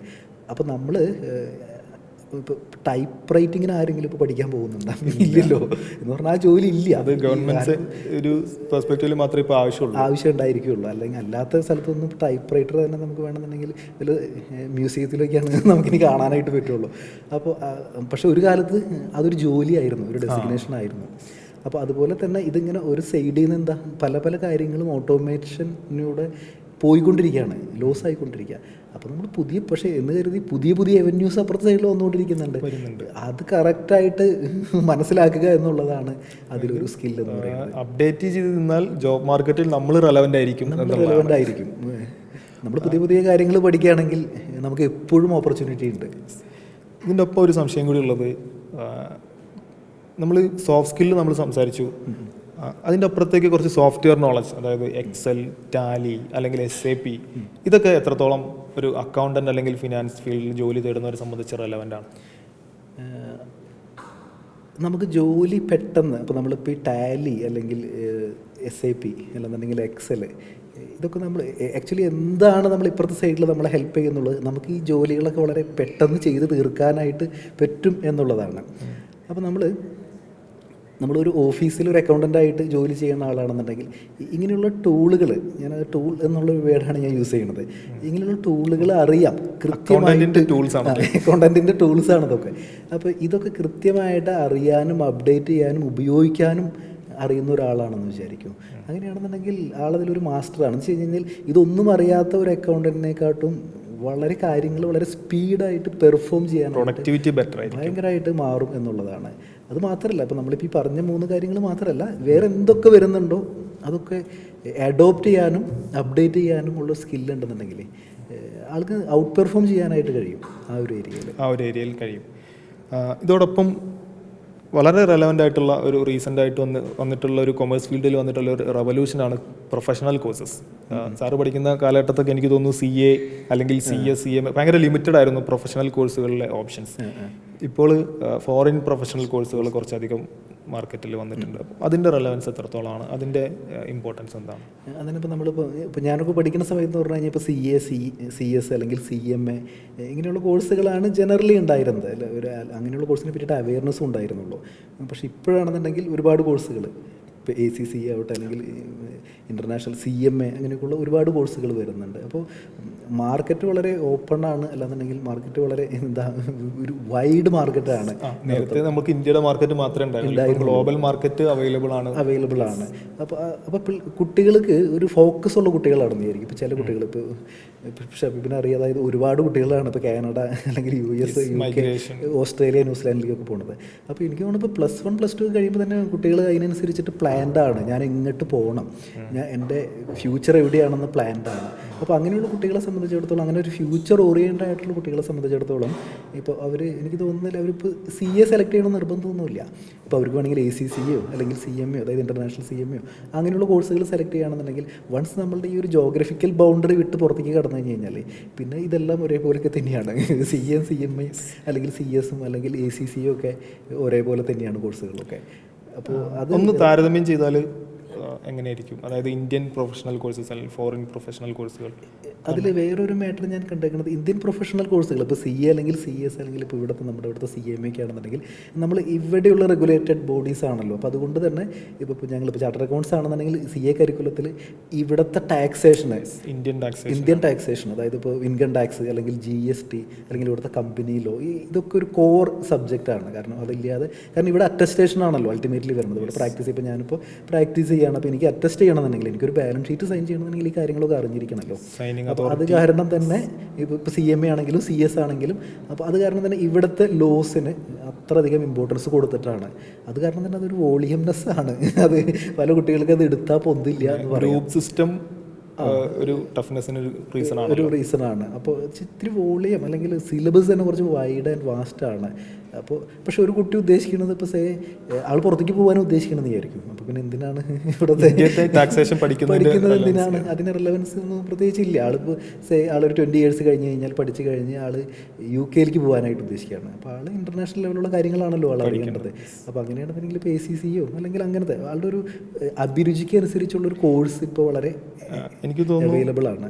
ഫോറിൻ, അതായത് US അല്ലെങ്കിൽ യൂറോപ്പിലെ വർക്കുകൾ എടുത്ത് ചെയ്യുന്ന ഇന്ത്യൻ കമ്പനികൾ ഉള്ളതുകൊണ്ട് ഇവിടെ തന്നെയും ഓപ്പർച്യൂണിറ്റീസ് ഇഷ്ടം പോലെ ഉണ്ട്. കാരണം ഇപ്പോൾ ഗ്ലോബലൈസേഷൻ്റെ ഒരു പാർട്ടായിട്ട് ഇപ്പോൾ ഇവിടെ എപ്പോഴും ഇപ്പോൾ ഔട്ട്സോഴ്സിങ്ങിൻ്റെ ഭാഗമായിട്ട് എന്ത് തന്നെയായാലും US കൊടുക്കണേക്കാട്ടും അവിടെ എംപ്ലോയിനെക്കാട്ടും ഒരു കുറച്ച് പൈസ അല്ലെങ്കിൽ ഒരു പകുതി പൈസ നോക്കുമ്പോൾ ചീപ്പാണ് ഇവിടെ. അപ്പോൾ അത് കാരണം തന്നെ എനിക്ക് തോന്നുന്നു ഇപ്പോൾ ഒരുപാട്, ഇപ്പോൾ എൻ്റെ തന്നെ ഒരുപാട് ഫ്രണ്ട്സ് US അല്ലെങ്കിൽ UK അവിടുത്തെ ടാക്സ് ഫയലിംഗ് ഔട്ട്സോഴ്സ് ചെയ്ത് ഇവിടെ ചെയ്യുന്നുണ്ട്. ഇപ്പോൾ പല ആളുകളും ഇപ്പോൾ Big 4 വർക്ക് ചെയ്തിട്ട് അപ്പോൾ അവർക്ക് ആ ഒരു കാര്യമായിട്ട് ഫെമിലിയർ ആവുന്നു. സബ്സിക്വൻ്റ്ലി അവരവിടെ നിന്ന് റിസൈൻ ചെയ്ത് ഇവിടെ US ക്ലയൻസിൻ്റെ ടാക്സ് റിട്ടേൺ ചെയ്യുന്നു. അപ്പോൾ അതൊരു വലിയൊരു കാര്യമാണ്. അപ്പോൾ ഓപ്പർച്യൂണിറ്റീസ്, പ്രത്യേകിച്ച് ഇപ്പോൾ ടെക്നോളജിയുടെ ഒരു ഇത് വന്നതുകൊണ്ട് തന്നെ ഓപ്പർച്യൂണിറ്റീസ് എല്ലായിടത്തും ഉണ്ട്. നമ്മൾ ഏത് കോഴ്സ് ചൂസ് ചെയ്യണം എന്നുള്ളത് നമ്മുടെ പ്ലാൻ അനുസരിച്ച് ചെയ്യാം. പ്ലാനും നമ്മുടെ ആറ്റിറ്റ്യൂഡിനനുസരിച്ചുള്ള ഒരു കോഴ്സ് സെലക്ട് ചെയ്യാം. ഒരു കാലഘട്ടത്തിൽ മലയാളികളുടെ ഒരു പർദീസ സ്വപ്നഭൂമിയായിരുന്നു GCC രാജ്യങ്ങൾ. ഇപ്പോഴും അതിൻ്റെ ഒരു എന്താ പറയുക, ആകർഷകത്വം കുറഞ്ഞിട്ടുണ്ടെങ്കിലും ധാരാളം ആൾക്കാർ പോകുന്നുണ്ട്. അവിടെ പോയി ഒരാൾക്ക് കൊമേഴ്സിൽ ഒരു ജോലി, കൊമേഴ്സ് അല്ലെങ്കിൽ അക്കൗണ്ട്സ് ഫീൽഡിൽ ഒരു ജോലി തേടണമെങ്കിൽ എന്തൊക്കെ സ്കിൽസ് ഉണ്ടാവണം? എനിക്ക് തോന്നുന്നു ഈ GCC റിലേറ്റഡ് സ്പെഷ്യലൈസ്ഡ് ആയിട്ടുള്ള അക്കൗണ്ട്സ് അങ്ങനത്തെ കാര്യങ്ങളുണ്ടല്ലോ. അവിടുത്തെ ടാക്സേഷൻ ഇപ്പോൾ അവിടെ ഇപ്പോൾ ദുബായിലാണെന്നുണ്ടെങ്കിൽ VAT വന്നു, അല്ലാന്നുണ്ടെങ്കിൽ ഇപ്പോൾ ഇൻക്ലൂഡിങ് ഇൻകം ടാക്സ് അടക്കം കോർപ്പറേറ്റ് ടാക്സ് അടക്കം വരുന്നുണ്ട്. അപ്പോൾ നമ്മൾ എവിടേക്ക് പോകുമ്പോഴും നമ്മൾ എന്ത് ചെയ്യണം, അവിടുത്തെ കാര്യം അപ്ഡേറ്റഡ് ആണെന്നുണ്ടെങ്കിൽ കുറച്ചും കൂടി ഈസിയാണ് നമുക്കവിടെ സിങ്ക് ആവാനായിട്ട്. ചിലപ്പോൾ പ്രിഫറൻസ് കിട്ടും, ജോബ് പ്രിഫറൻസ് കിട്ടാനായിട്ട് തീർച്ചയായിട്ടും സാധ്യതയുണ്ട്. അപ്പോൾ അങ്ങനെയുള്ള നമ്മളിപ്പോൾ നമ്മളുടെ എനിക്ക് തോന്നുന്നു ഇപ്പോഴത്തെ കുട്ടികളൊക്കെ വളരെ വിഷനുള്ള കുട്ടികളാണ്. അവർക്ക് ഇപ്പോൾ നമ്മളിപ്പോൾ എനിക്ക് തോന്നുന്നു എൻ്റെ ചെറുപ്പകാലത്ത് അല്ലെങ്കിൽ എൻ്റെ ആ ഒരു കാലഘട്ടത്തിൽ ഉണ്ടായിരുന്ന കുട്ടികളെ പോലെയൊന്നുമല്ല. അപ്പോൾ ഇപ്പോൾ നമ്മളെല്ലാം നമ്മളുടെ ഒരു ടിപ്പ്, അതായത് നമ്മുടെ ഫിംഗർ ടിപ്പിലാണ് നമ്മുടെ ലോകം. അപ്പോൾ അത് കാരണം തന്നെ എല്ലാം അപ്ഡേറ്റഡ് ആണ് അവരൊക്കെ. അപ്പോൾ അത് കാരണം തന്നെ അവർക്ക് എന്ത് ചെയ്യണം, എവിടെ പഠിക്കണം, എന്ത് സബ്ജക്റ്റ് പഠിക്കണം എന്നൊക്കെ വെൽ പ്ലാൻഡ് ആണ്. അപ്പോൾ ഒരാളിപ്പോൾ GCCയിലാണ് വർക്ക് ചെയ്യാൻ ഉദ്ദേശിക്കുന്നത്, അല്ലെങ്കിൽ ഇപ്പോൾ UK വർക്ക് ചെയ്യാൻ ഉദ്ദേശിക്കുന്നുണ്ടെങ്കിൽ അവിടെ എന്തിനൊക്കെയാണ് ഇമ്പോർട്ടൻസ് ഉള്ളത്, അല്ലെങ്കിൽ അവിടെ ഏതാണ്, എന്ത് പഠിച്ചാലാണ് അവിടെ ജോലി കിട്ടുക എന്നൊക്കെ എല്ലാം നമ്മുടെ ഇൻ്റർനെറ്റിലുണ്ട്, അല്ലെങ്കിൽ നമ്മുടെ വിരൽത്തുമ്പിൽ തന്നെയുണ്ട്. അപ്പോൾ അതുകൊണ്ട് തന്നെ അത് കുട്ടികൾ യൂസ് ചെയ്യുന്നുണ്ടെന്നും കൂടി പറയാം. അത് ഒരു കൊമേഴ്സിൽ എനിക്കൊരു കരിയർ ബിൽഡ് ചെയ്യണമെങ്കിൽ ഞാൻ കൊമേഴ്സിൽ ഒരു PG അല്ലെങ്കിൽ ഒരു ഡോക്ടറേറ്റ് എടുക്കുന്നതാണോ ഒരു പ്രൊഫഷണൽ കോഴ്സ് എടുക്കുന്നതാണോ ബെറ്റർ? എനിക്ക് തോന്നുന്നു അത് ഡിപ്പെൻസ് ഓൺ ദ ആളുടെ ഒരു ആറ്റിറ്റ്യൂഡ് ഉണ്ടല്ലോ. ഇപ്പോൾ ആറ്റിറ്റ്യൂഡ് ഒരു പേഴ്സണലൈസ്ഡ് നേച്ചറിൽ നോക്കുകയാണെന്നുണ്ടെങ്കിൽ ഒരു ആറ്റിറ്റ്യൂഡ് അനുസരിച്ചിരിക്കും. ഇത് എന്ത് തന്നെയായാലും ഇപ്പോൾ നമ്മളിപ്പോൾ ഒരു ഡോക്ടറേറ്റ് എടുത്തു, അല്ലാന്നുണ്ടെങ്കിൽ നമ്മൾ വേറൊരു സർട്ടിഫിക്കേഷൻ കോഴ്സ് എടുത്തു, അപ്പോൾ ആളുടെ ഒരു ആറ്റിറ്റ്യൂഡ് അനുസരിച്ചിരിക്കും. ഏതായിരിക്കും കുറച്ച് സ്പീഡായിട്ടുള്ള മാർഗം? സ്പീഡ് എന്ന് പറഞ്ഞാൽ ചിലപ്പോൾ സർട്ടിഫിക്കേഷൻ കോഴ്സ് ആയിരിക്കാം. സർട്ടിഫിക്കേഷൻ അല്ല, പ്രൊഫഷണൽ കോഴ്സസ് ആണ് ഞാൻ ഉദ്ദേശിച്ചത്. പ്രൊഫഷണൽ കോഴ്സ് CMA, ACCA അല്ലെങ്കിൽ CA. അങ്ങനെയാണെന്നുണ്ടെങ്കിൽ ഇപ്പോൾ CMA ACCA എന്ന് പറഞ്ഞാൽ ഞാൻ മുമ്പ് നമ്മൾ നേരത്തെ പറഞ്ഞിരുന്നല്ലോ, അത് കുറച്ചൊരു ഡെപ്ത് റൂട്ടഡ് ആയിട്ടുള്ളൊരു കോഴ്സാണ്. അപ്പോൾ അത് കാരണം തന്നെ അത് മാത്രമല്ല കുറച്ചൊരു ഡ്യൂറേഷനുള്ള ഒരു കോഴ്സാണ്. കുറച്ചൊരു കമ്പാരിറ്റീവ്ലി കുറച്ചൊരു ടഫ് ഗെയിമാണ്. ടഫ് ഗെയിം എന്താ ഞാൻ പറഞ്ഞു വെച്ച് കഴിഞ്ഞാൽ കുറച്ചൊരു ഡ്യൂറേഷൻ ഉണ്ട്, ഒരു പാസിങ് പേഴ്സൻറ്റേജ് ചിലപ്പോൾ കുറവായിരിക്കും. അപ്പോൾ ചിലപ്പോൾ കുട്ടികൾ ചിലപ്പോൾ എനിക്ക് തോന്നുന്നു ഒരുപാട് കുട്ടികളുണ്ട്, അതായത് ഇപ്പോൾ പഠിച്ചു കഴിഞ്ഞ് ചിലപ്പോൾ പാസ്സാവാൻ പറ്റിയില്ലെങ്കിൽ, അപ്പോൾ അങ്ങനെ ചിന്തിക്കുന്ന കുട്ടികൾ പാസ്സാവുന്നവരെക്കാൾ കൂടുതൽ പരാജയപ്പെടുന്നവരെ സൃഷ്ടിക്കുന്ന ഒരു എക്സാം എന്ന് വേണമെങ്കിൽ അങ്ങനെയും പറയാം. അപ്പോൾ അതുകൊണ്ട് തന്നെ അപ്പോൾ എനിക്ക് തോന്നുന്നു അതൊക്കെ കാരണം കൊണ്ട് തന്നെ അതിലെന്താ കുട്ടികൾ ഒരു അട്രാക്ഷൻ പതുക്കെ കുറഞ്ഞിട്ടുണ്ടെന്ന് പറയും. അതായത് വെറുതെ കാഷ്വലായിട്ട് ആരും ഒന്നും ഈ കോഴ്സിന് ചേരില്ല. അതിനെപ്പറ്റി പഠിച്ച് ഓക്കെ എനിക്കൊരു ചാർട്ടേഡ് അക്കൗണ്ടൻ്റ് ആവണം, അല്ലെങ്കിൽ എനിക്കൊരു CS ആവണം, അല്ലെങ്കിൽ CMA ആവണം. പക്ഷേ ഫോറിൻ കോഴ്സുകൾ അത്രത്തോളം അതിനനുസരിച്ച് അത്രയും ടഫല്ല, അതിനനുസരിച്ച് അത് പോപ്പുലറാണ്. ഒരു എനിക്ക് തോന്നുന്നു ഒരു പാസ് പെർസെൻറ്റേജ് കുറച്ച് കമ്പാരിറ്റീവ്ലി കൂടുതലാണ്. ഇന്ത്യൻ CAയും SCCയും കമ്പയർ ചെയ്താൽ പാസ് പെർസെൻറ്റേജ് കൂടുതൽ മോസ്റ്റ്ലി ACCA ആയിരിക്കും. ഒരു PG ഒരാൾ ചെയ്യാൻ നിൽക്കുന്നുണ്ട്, ഒരാൾ ഒരു പ്രൊഫഷണൽ കോഴ്സ് ഉണ്ട്, രണ്ടും ഒരാളുടെ മുമ്പിലുണ്ട്. ഒരു MNCയിൽ കയറാനാണ് ആളുടെ ഒരു ഡ്രീമെങ്കിൽ എന്തായിരിക്കും ഒരു ബെസ്റ്റ് ചോയ്സ്? അങ്ങനെയാണെങ്കിൽ ഞാൻ പറയുന്നു അത് ഡെഫിനറ്റ്ലി അതൊരു പ്രൊഫഷണൽ കോഴ്സ് ആയിരിക്കും. കുറച്ചും കൂടി ഇപ്പോൾ MNCയിൽ ഉള്ള ഒരു പ്രൊഫൈൽ വെച്ച് നോക്കുകയാണെന്നുണ്ടെങ്കിൽ കുറച്ചും കൂടി ബെറ്റർ പ്രൊഫഷണൽ കോഴ്സിന് ആയിരിക്കും ഒരു സ്കോപ്പ് കൂടുതൽ കിട്ടാൻ സാധ്യതയുള്ളത്. ഇതോടൊപ്പം കൊമേഴ്സ് ഫിനാൻസ് മേഖലയിൽ ഭയങ്കര ലൗഡായിട്ടുള്ള 1-2 ചോദ്യങ്ങളുണ്ട്. ടെക്നോളജി ഈ മേഖലയെ എങ്ങനെ അഫക്റ്റ് ചെയ്യും? കാരണം കൊമേഴ്സിന് മാത്രമായിട്ട് ഈ ടെക്നോളജി റെവല്യൂഷനൊന്നും അല്ലെങ്കിൽ AI റെവല്യൂഷനൊന്നും മാറി നിൽക്കാൻ പറ്റില്ലല്ലോ. റീപ്ലേസ് ചെയ്യുമോ?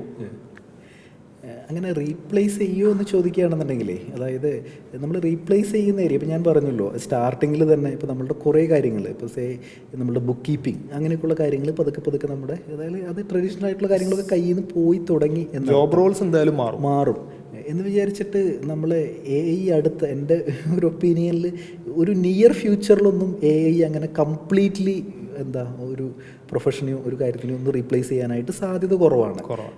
ഒരു ഫാർ ഫ്യൂച്ചറിൽ എന്തും സംഭവിക്കും. ഇതിന് ഈ സെയിം ചോദ്യത്തിന് ഇൻ്റർനെറ്റിൽ കണ്ട രസകരമായൊരു ഉത്തരം, AI അറിയാത്ത ആൾക്കാരെ AI അറിയാവുന്ന ആൾക്കാർ റീപ്ലേസ് ചെയ്യുന്നുള്ളൊരു, അത് നമ്മളുടെ ഇലോൺ മസ്ക് തന്നെയാണ് പറഞ്ഞത്.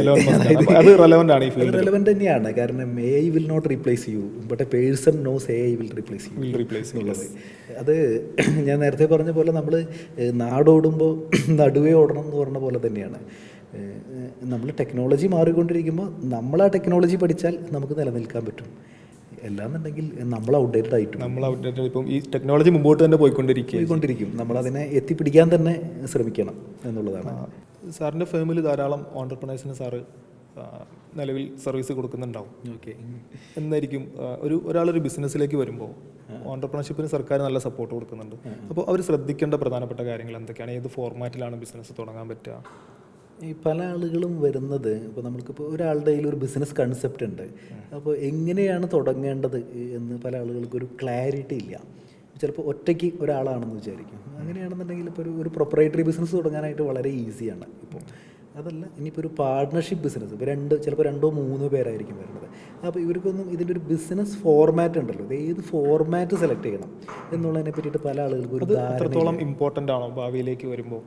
അത് ഇമ്പോർട്ടൻ്റ് ആണ്. ഇൻ ദ സെൻസ് വെച്ച് കഴിഞ്ഞാൽ ഇപ്പോൾ ചിലപ്പോൾ 2-3 പേരായിരിക്കും വരുന്നത്. പക്ഷേ അവരുടെ ഒരു ബിസിനസ് കൺസെപ്റ്റ്, ഒരു ബ്രാൻഡ് അല്ലെങ്കിൽ ഒരു ഇമേജ്, ഒരു കോർപ്പറേറ്റ് ഇമേജ് ഉള്ള ഒരു ലെവലിൽ ഉള്ള ഒരു ബിസിനസ് കൺസെപ്റ്റ് ആയിരിക്കും. അല്ലെങ്കിൽ ഇപ്പോൾ അവർ സെർവ് ചെയ്യുന്ന കമ്മ്യൂണിറ്റി, അവരുടെ ക്ലയൻസ് എന്ന് പറയുന്നത് ചിലപ്പോൾ ഇന്ത്യക്ക് പുറത്തുള്ള ആളുകൾ അല്ലെങ്കിൽ ചിലപ്പോൾ കോർപ്പറേറ്റ്സ് ആയിരിക്കും. അപ്പോൾ അങ്ങനത്തെയൊക്കെ കേസാണെന്നുണ്ടെങ്കിൽ നമ്മൾ ഒരു കമ്പനി ആയിട്ടൊക്കെ എന്ത് ചെയ്യേണ്ടി വരും, രജിസ്റ്റർ ചെയ്യേണ്ടതായിട്ട് വരും. അതല്ല അവരിപ്പോൾ ലോക്കലി ചെറിയൊരു ബിസിനസ്സാണ്, ഇപ്പോൾ ഒരു ഇവൻറ്റ് മാനേജ്മെൻ്റ് ആണ്, ഒരു ലോക്കലിയൊക്കെയാണ് ചെയ്യാനായിട്ട് ഉദ്ദേശിക്കുന്നത്. അപ്പോൾ ചിലപ്പോൾ ഒരു പാർട്ട്ണർഷിപ്പ് ആയാലും കുഴപ്പമില്ല, അല്ലെങ്കിൽ ഒരു LLP ആയാലും കുഴപ്പമില്ല. അപ്പോൾ അതിനനുസരിച്ച് അവർ സെർവ് ചെയ്യുന്ന ആ ഒരു ക്ലയൻസിനനുസരിച്ച് നമ്മൾ ഏത് ഫോർമാറ്റ് സെലക്ട് ചെയ്യണം, അല്ലെങ്കിൽ ഇവരുടെ ഒരു ഇൻറ്റേർണൽ സ്ട്രക്ചർ അനുസരിച്ചിട്ട് ഏത് ഫോർമാറ്റ് സെലക്ട് ചെയ്യണം എന്നുള്ളത്. അപ്പോൾ ഇങ്ങനെ പലപ്പോഴും വരുന്ന ആളുകൾക്ക് ഒരു ബിസിനസ് തുടങ്ങണമെന്നേ ഉള്ളൂ, ഇത് ഏത് കാറ്റഗറിയാണ് പലവരും പറയുന്നത്. എനിക്കൊരു ഒറ്റയ്ക്ക് വന്നിട്ട് പറയും ചിലപ്പോൾ എനിക്കൊരു കമ്പനി തുടങ്ങണം എന്ന് പറയും. അപ്പോൾ ഇതെന്താണ് കമ്പനി, എന്താണ് പാർട്ട്ണർഷിപ്പ്, എന്താണ് LLP, അല്ലെങ്കിൽ 1 പേഴ്സൺ കമ്പനി എന്താണ്, പ്രൊപ്പറേറ്ററിഷിപ്പ് എന്താണ്, ഇങ്ങനെയൊക്കെയുള്ള ഇത് ഓരോ ബിസിനസ് ഫോർമാറ്റുകളാണ്. അപ്പോൾ ഇതിനെപ്പറ്റിയുള്ള ധാരണയൊന്നും പലർക്കും ഇല്ല. അപ്പോൾ എന്ന് വെച്ച് കഴിഞ്ഞാൽ അവരും അതിനെ പറ്റിയിട്ട് പഠിച്ചിട്ടില്ല, അതുകൊണ്ടാണ്. അതായത് എനിക്കൊരു കൺസെപ്റ്റ് ഉണ്ടെങ്കിൽ ആദ്യം അതിൻ്റെ ഫോർമാറ്റ് മുതൽ ഞാൻ ചിന്തിച്ച് തുടങ്ങണം. അതായത് നമ്മളത് എങ്ങനെയാണ്, ഇപ്പോൾ അവരുടെ കയ്യിലൊരു റഫ് ഐഡിയ ഉണ്ടാവുള്ളൂ. നമ്മൾ നേരത്തെ പറഞ്ഞ പോലെ അവർ ചിലപ്പോൾ സെർവ് ചെയ്യാൻ ഉദ്ദേശിക്കുന്നത് ചിലപ്പോൾ ഒരു കോർപ്പറേറ്റ് ക്ലയൻസിനോ അല്ലെങ്കിൽ ആളുകളായിരിക്കാം. അപ്പോൾ അവരുടെ കയ്യിലൊരു റഫ് ഐഡിയ ഉള്ളൂ, എനിക്കൊരു ബിസിനസ് തുടങ്ങണമെന്നേ ഉള്ളൂ, അതിനെ പറ്റിയിട്ട് അറിയില്ല. അപ്പോൾ നമ്മൾ കൃത്യമായിട്ട് അപ്പോൾ അവരെ ഗൈഡ് ചെയ്യണം. അതായത് ഓക്കെ അങ്ങനെയാണെന്നുണ്ടെങ്കിൽ നിങ്ങളുടെ ഒരു റിക്വയർമെൻറ്റ് അനുസരിച്ചിട്ട് നിങ്ങൾക്കൊരു പ്രൈവറ്റ് ലിമിറ്റഡ് കമ്പനി ആയിരിക്കും സ്യൂട്ടബിൾ ആയിട്ടുള്ളത്. അപ്പോൾ അങ്ങനെയാണ് നമ്മളതൊന്ന് ഇനീഷ്യേറ്റ് ചെയ്യാനായിട്ട് അവരെ ഹെൽപ്പ് ചെയ്യും. ഓൺടർപ്രണേഴ്സിനെ ഹെൽപ്പ് ചെയ്യുന്ന സർക്കാരിൻ്റെ കുറച്ചധികം പദ്ധതികളുണ്ട്. അപ്പം ഇൻ റിയലിസ്റ്റിക് മാറ്റർ ഏതായിരിക്കും അവർക്ക് ഹെൽപ്പ് ചെയ്യുന്ന അല്ലെങ്കിൽ അവരെ സപ്പോർട്ട് ചെയ്യുന്ന ഗവൺമെൻറ് പ്രോജക്ട്സ് സാറിൻ്റെ ശ്രദ്ധയിൽപ്പെട്ടിട്ടുണ്ടോ?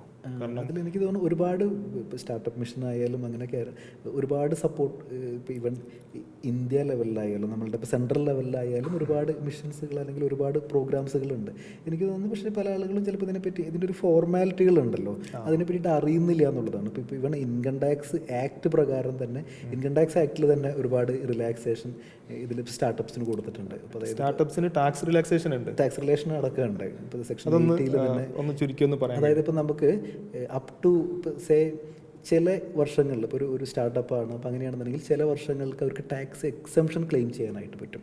സേ ഇപ്പോൾ അതിപ്പോൾ 4 ഇയേഴ്സ് ആണെന്നുണ്ടെങ്കിൽ അതിൽ ഏത് 4 ഇയേഴ്സൊക്കെയാണ് അവർക്ക് ക്ലെയിം ചെയ്യാനായിട്ട് പറ്റുക എന്നുള്ളവർക്ക് ചൂസ് ചെയ്യാനായിട്ട് പറ്റും. അപ്പോൾ അങ്ങനെ ഒരുപാട് ഓപ്ഷൻസ് ശരിക്കും സ്റ്റാർട്ടപ്സിന് കൊടുത്തിട്ടുണ്ട്. GST സൈഡിൽ അങ്ങനെ എന്തെങ്കിലും എക്സംഷൻ? GST സൈഡിൽ അങ്ങനെ എക്സംഷൻ ഇല്ല. അത് പ്രത്യേകിച്ച് കഴിഞ്ഞാൽ അത് ഇൻഡയറക്റ്റ് ടാക്സ് ആയതുകൊണ്ട് തന്നെ പ്രാക്ടിക്കലി അത് മാനേജ് ചെയ്യാൻ ബുദ്ധിമുട്ടായിരിക്കും.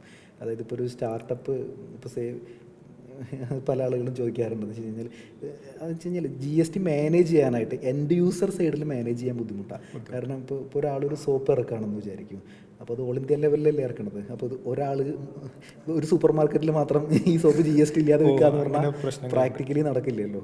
അപ്പോൾ അങ്ങനെ ഒരു സാറ് ഡീൽ ചെയ്തിട്ടുള്ള ഓൺടർപ്രണേഴ്സിൽ കൂടുതൽ പേരും ചെയ്തിട്ടുള്ള മിസ്റ്റേക്കുകൾ എന്തൊക്കെയാണ്? മിസ്റ്റേക്സിൽ നിന്നാണല്ലോ പഠിക്കുക. മിസ്റ്റേക്കുകൾ എന്ന് വെച്ച് കഴിഞ്ഞാൽ പ്രത്യേകിച്ച് പല ആളുകൾക്കും, ഇപ്പോൾ പ്രത്യേകിച്ച് സ്റ്റാർട്ട് ചെയ്യുന്ന ആളുകൾക്കും ഉണ്ടല്ലോ, അവർ കണ്ടുവരുന്ന ഒരു മിസ്റ്റേക്ക് എന്ന് പറയുന്നത് പലരും ഒരു സിസ്റ്റം ഇല്ലാതെ ബിസിനസ് തുടങ്ങുന്ന ആളുകളാണ്. അതായത് അവർക്ക് നമ്മൾ തുടങ്ങുന്ന സമയത്ത് ഒരു സിസ്റ്റം ഉണ്ടാക്കാൻ അവർ ഇൻവെസ്റ്റ് ചെയ്യാനുള്ള സംവിധാനം ഇല്ല എന്നുള്ളതായിരിക്കില്ലേ അതിൻ്റെ കാരണം? അല്ല, അതിലുപരി അവരുടെ മൈൻഡിൽ ഒരു സിസ്റ്റം ഉണ്ടാവണമെന്നാണ് ഞാൻ പറഞ്ഞത്. അല്ലാതെ കുറേ ഇൻഫ്രാസ്ട്രക്ചർ കൊണ്ട് വയ്ക്കണം എന്നല്ല പറഞ്ഞത്. അതായത് അവർക്ക് ഒരു വേഗ ഐഡിയ ഉള്ളൂ. അപ്പോൾ ഞാനതിൽ പറയാൻ കാരണം എന്ന് വെച്ച് കഴിഞ്ഞാൽ ഇപ്പോൾ പല ആളുകളും ചിലപ്പോൾ ഇപ്പോൾ ഇതുപോലെ തന്നെ ഇപ്പോൾ സ്റ്റാർട്ടപ്പ് അല്ലാതെ ഒരു ബിസിനസ് തുടങ്ങാനായിട്ട് പല ആളുകളും പറയും ഇപ്പോൾ നമുക്ക് പ്രൊജക്റ്റ് ലോൺ എന്ന് പറഞ്ഞിട്ടൊരു പരിപാടിയുണ്ട്, ഇപ്പോൾ പ്രൊജക്റ്റ് റിപ്പോർട്ട്. അപ്പോൾ ഇപ്പോൾ 10 ആളുകൾ നമ്മുടെ അടുത്ത് വരികയാണെന്നുണ്ടെങ്കിൽ അവർ പറയും എനിക്ക് 10 ലക്ഷം രൂപ ലോൺ വേണം. അപ്പോൾ നമ്മൾ ഒരു 100 ചോദ്യമാണ് അങ്ങോട്ട് ചോദിക്കുക അങ്ങോട്ട്. അപ്പോൾ നിങ്ങൾ എന്ത് ചെയ്യണത്, നിങ്ങൾക്ക് എന്തിനാണ് ലോൺ വേണ്ടത്, നിങ്ങൾക്ക് വർക്കിംഗ് ക്യാപിറ്റലാണോ അല്ലാന്നുണ്ടെങ്കിൽ നിങ്ങൾക്ക് മെഷീനറിക്കാണോ ലോൺ. അപ്പോൾ പല ആളുകൾ ഇതിൽ 10-9 എനിക്ക് 10 ലക്ഷം രൂപ ലോൺ വേണം എന്നറിയുള്ളൂ. ഈ ബിസിനസ് തുടങ്ങാൻ 10 ലക്ഷം രൂപ വേണം. എന്തിനാണ് ഈ ലോൺ? ആക്ച്വലി ഇത് നിങ്ങൾക്ക് വർക്കിംഗ് ക്യാപിറ്റലാണോ പ്രശ്നം, അല്ലെങ്കിൽ നിങ്ങൾക്ക് ഒരു ടേം ലോണാണോ വേണ്ടത്, എന്ത് പർപ്പസിനാണ്? പക്ഷേ ഈ ഔട്ട് ഓഫ് 10 ഉണ്ടല്ലോ, ഈ 10 ഞാൻ പറഞ്ഞല്ലോ, ഇപ്പോൾ ഒരാൾ വളരെ കൃത്യമായിട്ട് പറയും എനിക്ക് ഈ മെഷീനറിക്ക് ഇത്ര രൂപയുടെ ലോൺ വേണം, അല്ലെങ്കിൽ അത് ഇത്ര ഇൻട്രസ്റ്റ് റേറ്റിൽ, അത് ഇത്ര ആൾക്കെന്ന് വെച്ച് കഴിഞ്ഞാൽ ആൾക്ക് ആ ബിസിനസ്സിനെ പറ്റി കറക്റ്റ് ഒരു വിഷൻ ഉണ്ട്, ഒരു സിസ്റ്റം ആളുടെ തലയിലുണ്ട്. ആള് വിജയിക്കും, ബാക്കി 9 പേരും പൊട്ടിപ്പോകും. അപ്പോൾ ഇത്രയേ ഉള്ളൂ, സിമ്പിളാണ്. അതായത് നമുക്ക് നമ്മൾ ചെയ്യാൻ പോകുന്ന കാര്യത്തിനെ പറ്റിയിട്ട് നമുക്കൊരു ക്ലാരിറ്റി ഉണ്ടെന്നുണ്ടെങ്കിൽ ഒരു സിസ്റ്റം ഓണ്ടർപ്രണേഴ്സ് അക്കൗണ്ട്സ് എത്രത്തോളം അറിഞ്ഞിരിക്കണം? കാരണം അക്കൗണ്ട്സ് അല്ലാത്ത ഫീൽഡിൽ നിന്ന് വരുന്നവർ, കാരണം ഒരു സ്റ്റാർട്ടപ്പിനെ സംബന്ധിച്ച് എൻ്റെ ജീവനാടി എന്ന് പറയുന്നത് ആദ്യം വരുന്ന ഫണ്ടാണല്ലോ. അക്കൗണ്ട്സ് ഒരു അക്കൗണ്ടൻ്റ് എങ്ങനെ അറിയുന്നു അതേപോലെ അറിഞ്ഞിരിക്കണം എന്നാണ് ഞാൻ പറയുക. കാരണം വെച്ച് കഴിഞ്ഞാൽ അതറിയാതെ ആൾക്ക് ബിസിനസ് റൺ ചെയ്യാനായിട്ട് പറ്റില്ല. അതായത് ആൾ മേ ബി അക്കൗണ്ടൻറ്റിൻ്റെ ലാംഗ്വേജിൽ അറിയണമെന്നൊന്നുമില്ല.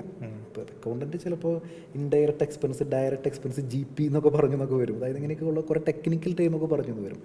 പക്ഷെ അങ്ങനെയൊന്നും അറിയണ്ട. എത്ര രൂപ വരുമാനമുണ്ട്, എത്ര രൂപ അവസാനം പെട്ടിയിലുണ്ട് ചോരുന്നത് എന്ന് അറിഞ്ഞില്ലെങ്കിൽ ബുദ്ധിമുട്ടാണ്. അതായത് അക്കൗണ്ടൻറ്റിൻ്റെ ലാംഗ്വേജിൽ അറിയില്ലെങ്കിലും ഈ കാര്യങ്ങളൊന്നും അറിഞ്ഞില്ലെങ്കിൽ, അതായത് നമുക്ക് ആർക്കൊക്കെ പൈസ കൊടുക്കാനുണ്ട്, എത്ര ആളുടെ നിന്ന് പൈസ കിട്ടാനുണ്ട്, അല്ലെങ്കിൽ ഏത് പ്രൊഡക്റ്റ് അല്ലെങ്കിൽ എന്ത് വിറ്റാലാണ് നമുക്ക് കൂടുതൽ പ്രോഫിറ്റ് കിട്ടുന്നത്, ഇങ്ങനെയൊക്കെയുള്ള കീ ആയിട്ടുള്ള റോളുകൾ ഒരു എൻ്റർപ്രണർ അറിയണം എന്ന് തന്നെയാണ്. അതറിയാതെ ആൾക്ക്, കാരണം വെച്ചാൽ ആൾക്ക് ഗ്രോ ചെയ്യാൻ പറ്റില്ല എന്ന് മാത്രമല്ല, ആൾക്ക് റൺ ചെയ്യാൻ തന്നെ പറ്റില്ല. അപ്പോൾ ഒരു അക്കൗണ്ടൻ്റ് അറിയണത് ചിലപ്പോൾ വേറെ പെർസ്പെക്റ്റീവിലാവും. അയാൾക്ക് അറിയാവുന്ന സ്ട്രക്ചറിലൊക്കെ ആയിരിക്കും അറിയുന്നത്. പക്ഷേ ഇതിനെക്കാട്ടും കൂടുതൽ കാര്യങ്ങൾ അപ്പുറത്തെ സൈഡിൽ ഓണ്ടർപ്രണർ അറിഞ്ഞിരിക്കണം. ഓണ്ടർപ്രണേഴ്സിനോട് ഒരു ഒറ്റ വാക്കിൽ ഒരു ഉപദേശം സാറ് കണ്ടിട്ടുള്ളത് വെച്ച് പറയുകയാണെങ്കിൽ എന്തായിരിക്കും അഡ്വൈസ് ആയിട്ട് പറയാനുള്ളത്? എനിക്ക് നേരത്തെ പറഞ്ഞത് തന്നെ, നിങ്ങൾക്കൊരു വിഷൻ ഉണ്ടായിരിക്കണം, നിങ്ങളുടെ തലയിലൊരു സിസ്റ്റം ഉണ്ടായിരിക്കണം. ഇത് രണ്ടും മതി, വേറെ ഒന്നും വേണ്ട. സ്റ്റാർട്ടപ്പുകളെ സംബന്ധിച്ച് ഫണ്ട് റേസിങ് വലിയൊരു പ്രശ്നമാണ്. കാരണം ഓൺ ഫണ്ട് ഭയങ്കര ലിമിറ്റഡ് ആയിരിക്കും. അപ്പോൾ ഫണ്ട് റേസിങ്ങിനുള്ള സോഴ്സസ് എന്തൊക്കെയാണ് സജസ്റ്റ് ചെയ്യാനുള്ളത്? ഫണ്ട് റേസിങ്ങിന് ഇപ്പോൾ ബേസിക്കലി നോക്കുകയാണെന്നുണ്ടെങ്കിൽ ഇപ്പോൾ നമ്മുടെ ബാങ്കിങ് ഫിനാൻസ് ഉണ്ടല്ലോ, ബാങ്കിങ് ഫിനാൻസ് ഒരു നല്ലൊരു ഓപ്ഷനാണ്. ഇപ്പം നമുക്ക് കറക്റ്റായിട്ട് അത് പ്രൂവ് ചെയ്യാനായിട്ട് പറ്റിയെന്ന് വിചാരിക്കും. ഇപ്പോൾ നേരത്തെ നമ്മൾ ആ പ്രൊജക്ട് റിപ്പോർട്ടിൻ്റെ കേസ് പറഞ്ഞ പോലെ നമുക്കൊരു റിക്വയർമെൻ്റ് ഉണ്ട്. എനിക്ക് വർക്കിംഗ് ക്യാപിറ്റൽ ലോൺ എത്ര വേണം, അല്ലെങ്കിൽ ടേം ലോൺ എത്ര വേണം. എനിക്ക് തോന്നുന്നു ഇപ്പോൾ നമ്മുടെ സെൻട്രൽ ഗവൺമെൻറ് തന്നെ ഇപ്പോൾ മുദ്ര ലോൺ കൊടുക്കുന്നുണ്ട്, കാര്യമായിട്ട് തന്നെ കൊടുക്കുന്നുണ്ട്. അപ്പോൾ ഇനിയിപ്പോൾ ഇതൊന്നും 10 ലക്ഷത്തിലൊന്നും 20 ലക്ഷം ആക്കി എന്ന് പറഞ്ഞൊരു വാർത്ത കണ്ടു. 20 ലക്ഷം വരെ നമുക്കത് വിത്തൗട്ട് കൊളാട്രലാണല്ലോ കൊടുക്കുന്നത്. അപ്പോൾ പക്ഷേ ഇതിലൊക്കെ ഞാനിപ്പോൾ നേരത്തെ പറഞ്ഞ പോലെ ഇപ്പോൾ മുദ്ര ലോണിനൊക്കെ ഇപ്പോൾ നമ്മളുടെ അടുത്ത് പ്രൊജക്ട് റിപ്പോർട്ട് വരുന്ന ആളുകളൊക്കെ വെറുതെ ഒരു പറയുന്നത് എനിക്ക് 20 ലക്ഷം രൂപ വേണമെന്നാണ് പറയുന്നത്. അല്ലാതെ എന്താണ് അതിൻ്റെ ഒരു സ്ട്രക്ചർ എന്ന് അത് തന്നെയാണ് ഇപ്പുറത്തെ സൈഡിൽ ബാങ്ക് മാനേജേഴ്സ് ഫേസ് ചെയ്യുന്ന ഒരു ഇഷ്യൂ. ഇവർക്ക് വെറുതെ എടുത്ത് പൈസ കൊടുക്കാൻ പറ്റില്ലല്ലോ. ഒരു ഇതെങ്ങനെയാണ്, കാരണം ഇതിൽ കൊളാട്രൽ പോലും ഇല്ല. അതാണ് അതിൻ്റെ ഒരു ബുദ്ധിമുട്ട് വരുന്നത്. അപ്പോൾ വേറൊരു ആംഗിളിൽ നോക്കുകയാണെന്നുണ്ടെങ്കിൽ നമുക്ക് അപ്പോൾ ബാങ്കിങ് ഫിനാൻസ് നല്ലൊരു ഓപ്ഷനാണ് ഉള്ളത്. ഇനിയിപ്പോൾ ഇപ്പോൾ നമ്മളുടെ പ്രൊഡക്റ്റ് അല്ലെങ്കിൽ നമ്മുടെ സർവീസ് അതൊരു വാല്യുവബിൾ പ്രൊഡക്റ്റോ സർവീസോ ആണെന്നുണ്ടെങ്കിൽ ശരിക്കും, അല്ലെങ്കിൽ നിങ്ങളുടെ പ്രൊഡക്റ്റ് വാല്യുവബിൾ ആണ്, സർവീസ് വാല്യുവബിൾ ആണെന്നുണ്ടെങ്കിൽ ഇനി ബാങ്കിൽ നിന്ന് ലോൺ കിട്ടിയിട്ടൊന്നുമില്ലെങ്കിലും കുഴപ്പമൊന്നുമില്ല. നിങ്ങൾ പതുക്കെ ഒന്ന് ഡെവലപ്പ് ചെയ്ത് വന്നാൽ മതി. നിങ്ങളന്വേഷിച്ച് ആളുകൾ വരും. കാരണം വെച്ച് കഴിഞ്ഞാൽ അതിന് ഇപ്പോൾ ഒരു ഡയമണ്ടാണ് നിങ്ങളെന്നുണ്ടെങ്കിൽ അതിന് വാല്യൂ ഉണ്ട്. അത് അന്വേഷിച്ച് ആളുകൾ വരും. ഡയമണ്ട് ഉള്ളിടത്തേക്ക് ആൾ വരും. അത് 100% ഉറപ്പാണ്. എനിക്ക് തോന്നുന്നു സാർ എല്ലാ ദിവസവും ഒരു 10,000-ലധികം ഓഡിയൻസിനോട് സംവദിക്കുന്നുണ്ട് വിവിധ സോഷ്യൽ മീഡിയ പ്ലാറ്റ്ഫോമുകളിലൂടെ അല്ലേ. ഏറ്റവും കൂടുതൽ സാറിന് കിട്ടിയിട്ടുള്ള ക്വറീസിൽ ഏത് സെഗ്മെൻറ്റിലുള്ള ക്വറിയാണ്?